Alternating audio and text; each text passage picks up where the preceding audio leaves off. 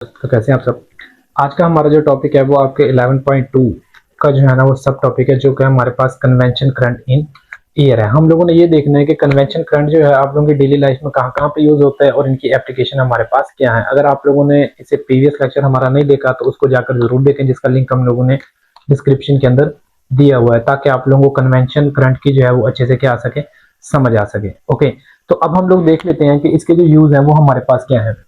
वो हमें कहते हैं कि convection current set up by electric gas coal heater help to warm our home and offices. कि हमारे पास जो कन्वेक्शन करंट होता है ना, इसमें हमारे पास क्या होता है कि इसके ना हमारे पास इलेक्ट्रिक गैस और कोल के हीटर आते हैं, जिससे आप लोग अपने डेली लाइफ के अंदर घरों में क्या कर रहे होते हैं, यूज कर रहे होते हैं सर्दियों के दिनों में।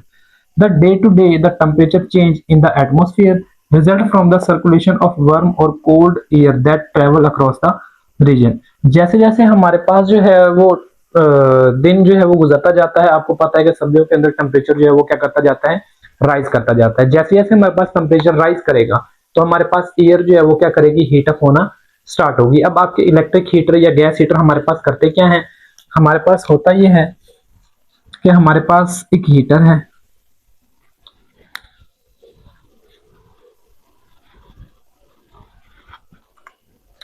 हमारे पास एक हीटर है, ठीक है। सपोज कि ये मेरे पास हीटर है। अब हमारे पास होगा क्या, यहाँ पे हमारे पास जो है ना रेडिएशंस निकल रही होती हैं हीट से। ओके, इसके यहाँ पर हमारे पास मौजूद होती है एयर की लेयर्स, कुछ इस तरह से। अब होता क्या है कि जब ये मेरे पास एयर मॉलिक्यूल जो है इस हीट की वजह से वर्म होते हैं, तो ये क्या करते हैं, कोल्डर मतलब है कि ठंडी जगह की तरफ मूव करना स्टार्ट करते हैं। तो ये हमारे पास ऊपर की तरफ जाते हैं और जो कोल्ड एयर होती है वो हमारे पास यहाँ पर आ जाती है, ठीक है। तो मेरे पास जो एयर मॉलिक्यूल्स है वो हॉट से किस तरफ जाएंगे, कोल्ड की तरफ, और जो कोल्ड है वो हॉट की तरफ आएंगे। तो हमने देखा होगा कि कुछ टाइम के बाद आपका जो कंप्लीट रूम होता है या जो ऑफिस होता है वो हमारे पास क्या हो जाते हैं, हीटअप हो जाते हैं या हमारे पास गर्म हो जाते हैं। तो इन्हीं चीजों को आप लोग जो है वो डेली लाइफ के अंदर क्या करते हैं, यूज करते हैं। उसके बाद हम देखते हैं कि इसकी जो एप्लीकेशन है वो हमारे पास क्या होती है। हमारे पास जो इसकी एप्लीकेशन है उसके अंदर हमारे पास सबसे पहले सी ब्रीज और हमारे पास क्या होता है, लैंड ब्रीज होता है। आप लोगों को इस चीज को समझने के लिए सिर्फ हम लोग एक ही चीज बताएंगे और आपकी ओवरऑल जो एप्लीकेशन है वो क्या हो जाएंगी, क्लियर हो जाएंगी। तो हमारे पास होगा क्या, सिर्फ एक चीज याद रखनी है, ये ग्राउंड है, ठीक है। अब ग्राउंड गर्मियों के अंदर जो है वो बहुत ज्यादा हीट अप हुआ होता है, तो इसके ऊपर आपके पास एयर मॉलिक्यूल होते हैं। ओके, ये हमारे पास समर की बात है।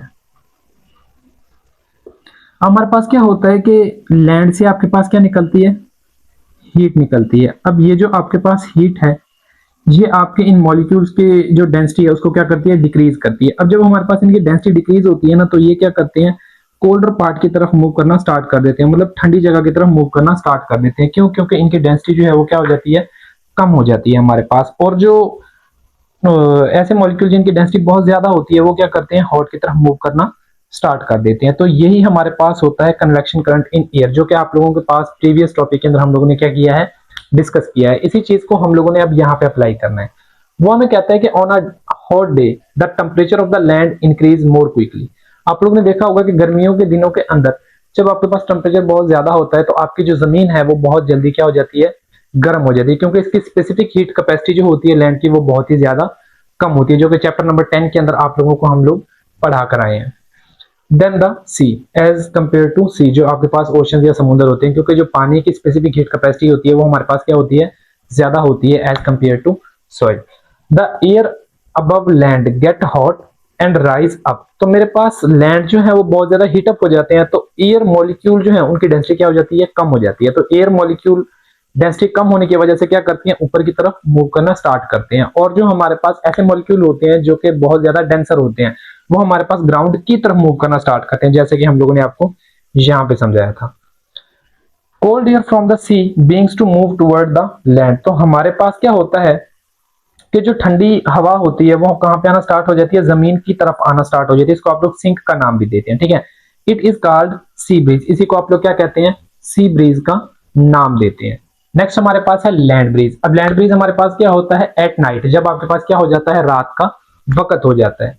लैंड कूलर फास्टर देन सी, आपके पास जो जमीन है वो सतह समुद्र के मुकाबले में बहुत जल्दी ठंडी हो जाती है। अब ऐसा क्यों होता है? क्योंकि हमारे पास specific heat capacity of the land जो है वो बहुत ज्यादा कम होती है, और specific heat capacity of the water जो है वो बहुत ही ज्यादा होती है। जमीन अपने अंदर क्या करती है, बहुत ही कम हीट को अब्जॉर्ब करती है और वापस इसको क्या कर देती है, निकालना स्टार्ट कर दिया। लेकिन जो पानी होता है ना, वो बहुत ज्यादा हीट को अपने अंदर क्या करता है, एब्जॉर्ब करता है। तो नाइट के टाइम हमारे पास जमीन जो है वो ठंडी हो जाती है जल्दी, जबकि जो पानी होता है वो ठंडा होने में टाइम लेता है। क्यों? क्योंकि उसने जितनी ज्यादा हीट अपने अंदर एब्जॉर्ब की हुई है, उसको बाहर निकालने में उतना ही ज्यादा आपको क्या लगेगा, टाइम लगेगा। इसलिए रात के टाइम हमारे पास ओशंस जो होते हैं या जो सी होते हैं उनका टेम्परेचर हाई होता है, और जो लैंड होते हैं उनका टेम्परेचर क्या होता है, कम होता है हमारे पास। जो हमारे पास therefore air above the sea is warm, तो हमारे पास सतह समुद्र के ऊपर जो एयर होती है वो क्या होती है, गर्म होती है हमारे पास। ठीक है, गर्म होने की वजह से मेरे पास एयर मॉलिक्यूल्स जो हैं वो क्या हो जाते हैं, लाइटर पार्टिकल बन जाते हैं, मतलब कि लेस डेंसर हो जाते हैं, डेंसिटी कम हो जाती है, और वो ऊपर की तरफ उठना स्टार्ट करते हैं। राइज अप, तो वो ऊपर की तरफ उठना स्टार्ट करेंगे। And the cold air from the land begins to move toward the sea, तो हमारे पास क्या होगा कि जो ठंडे पार्टिकल होंगे हमारे पास एयर के, वो क्या करेंगे, ओशन की तरफ मूव करना आपके पास क्या कर देंगे, स्टार्ट कर देंगे। और जो हमारे पास लाइटर पार्टिकल है वो किस तरफ जाना स्टार्ट कर देंगे, लैंड की तरफ जाना स्टार्ट कर देंगे। It is called land breeze. तो ये हमारे पास क्या होता है, लैंड ब्रीज होता है। देन आई होप सो आप लोगों को जो है ये क्वेश्चन वो क्या होंगे, अंडरस्टैंड हुए होंगे। नेक्स्ट हम लोग इसकी जो एप्लीकेशन है ग्लाइडिंग, वो हम लोग देखते हैं, फिर हम लोग मरीन को जो है वो स्टडी। हमारे पास जो एप्लीकेशन है वो हमारे पास है ग्लाइडिंग।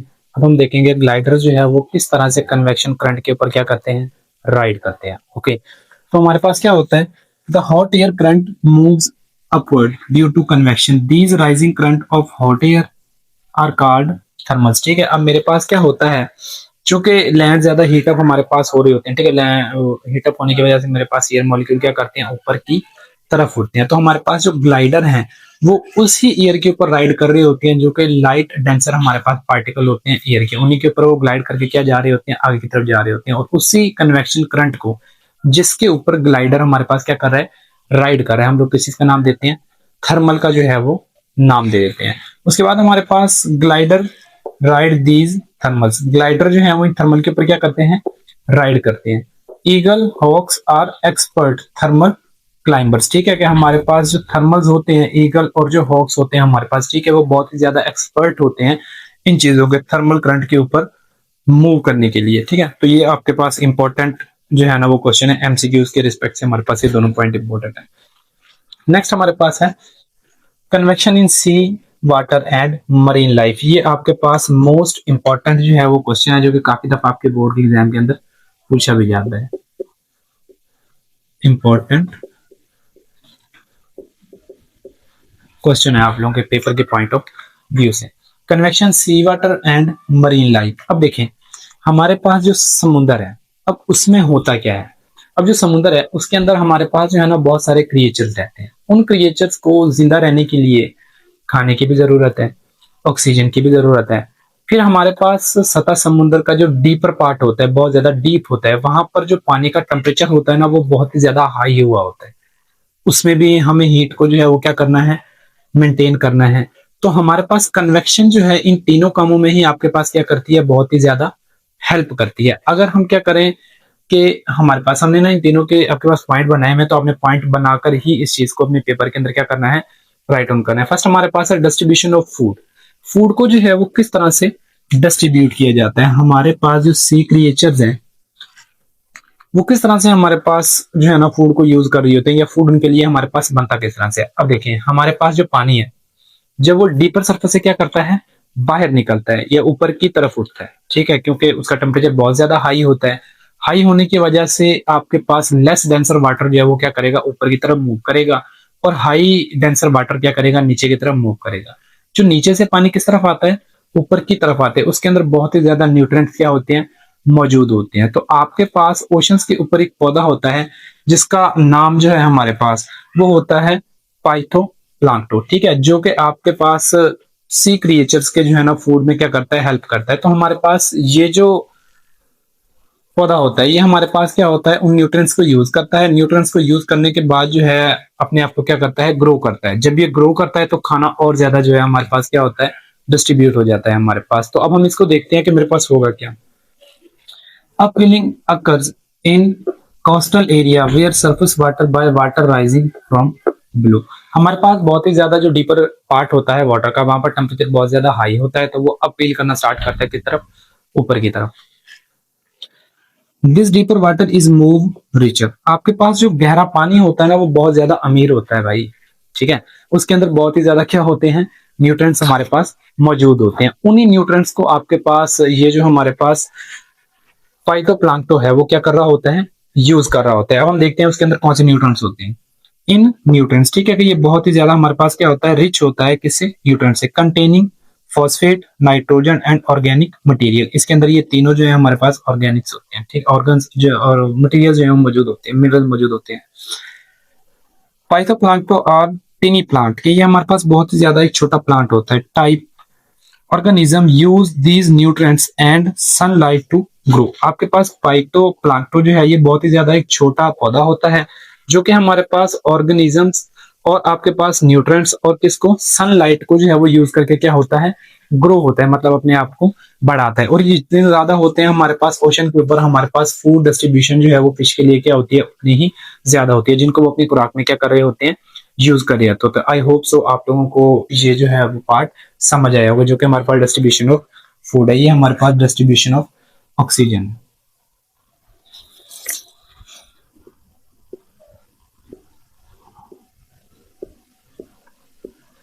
अब फिर हमारे पास प्रॉब्लम ये भी आता है कि जो सी क्रिएचर होते हैं वो ऑक्सीजन कहाँ से लेते हैं, क्योंकि हर जानदार चीज को जो है वो ऑक्सीजन की क्या होती है, जरूरत होती है। तो अब हमें ये देखना है, अब जो कन्वेक्शन का प्रोसेस है वो इस चीज के अंदर भी बहुत ज्यादा हेल्प आउट करता है।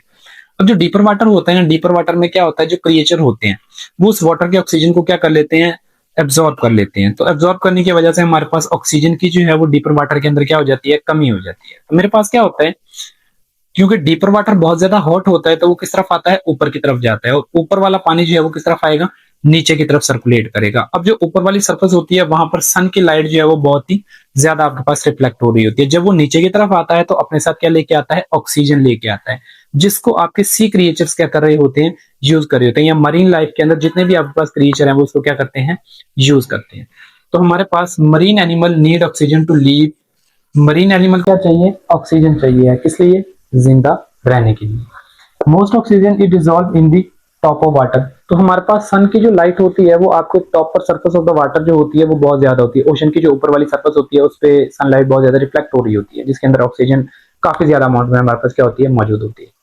Convection current cause water to go deep in the ocean. तो कन्वेक्शन की मदद से हमारे पास क्या होता है, वो जो टॉप वाटर है वो किस तरह मूव करता है, डीपर सरफेस की तरफ मूव करता है, ठीक है। कन्वेक्शन का ही प्रोसेस है, क्योंकि लास्ट टाइम मैंने बताया है कि हमारे पास जो डीप वाटर होता है वहां पे पानी बहुत ज्यादा हीट अप होता है, तो वो क्या करता है, ऊपर की तरफ मूव करना स्टार्ट करता है। और जो मेरे पास ऊपर वाला पानी है वो कूल डाउन होता है, वो किस तरफ मूव करता है, नीचे की तरफ मूव करना स्टार्ट करता है, जो कि अपने साथ किस चीज को लेकर जाता है, ऑक्सीजन को लेकर जाता है।